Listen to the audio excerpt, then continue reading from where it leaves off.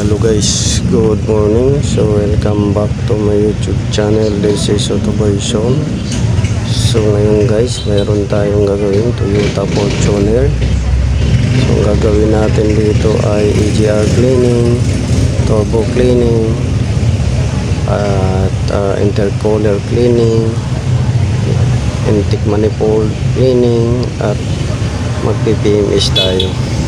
So yan yung gagawin natin.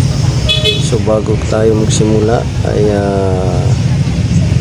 videohan muna natin para may reference video tayo, para kung sakaling mayroong makita tayo na basag, putol, ay mayroon tayong evidence na may pakita sa customer. So yun yung pinaka-importante. So pangalawa, hindi ka maliligaw kung saan nakaposisyon yung mga tinanggal mo, may balik mo ng tama. So yun lang guys ang advice ko. So sundan nyo lang yung video kung ano mga nilinis natin. So watch na lang guys until the end, at God bless you.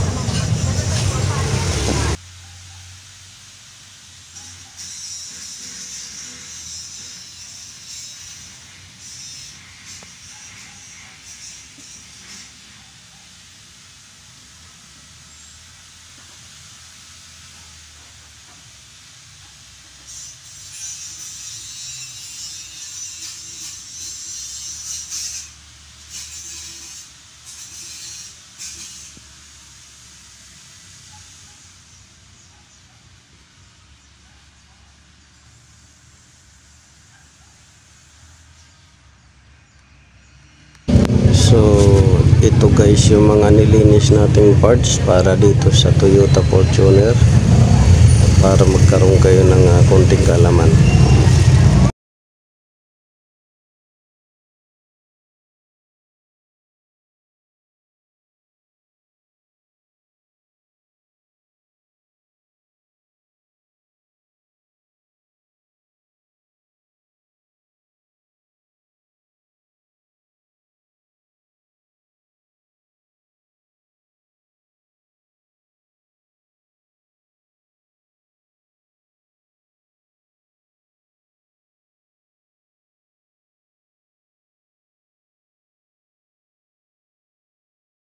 So hello guys, welcome to my YouTube channel. This is Autoboyson. So ayan, nabuo na natin.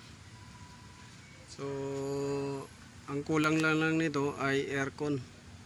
So may engine oil na, nalagyan na natin. Tapos lahat ng fluid nilagyan na natin dito sa babaw.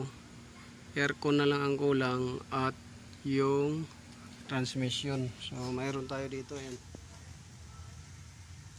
transmission fluid, tapos itong battery. So yan na lang ang kulang nito. So naikabit na natin. So battery na lang dito, tapos aircon. Yan.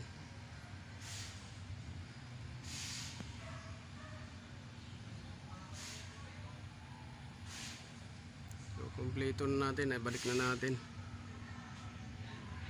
So nag-EGR cleaning tayo nito, tapos intercooler cleaning, tapos radiator cleaning, tapos yung condenser palit dahil may leak, tapos filter, lahat ng filter nalitan. Tapos dito yung injector din na pinabunot, yung injector na yan. So yun lang yung tapos ito binalik na natin.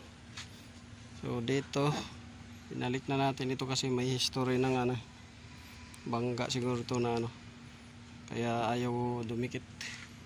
So yun lang guys, this is Autoboyson. So sana umukay to, pero service lang naman to, walang usok, walang low power. So yun lang naman ang natin dito. Nagpa kilometer service 60,000. Ayun.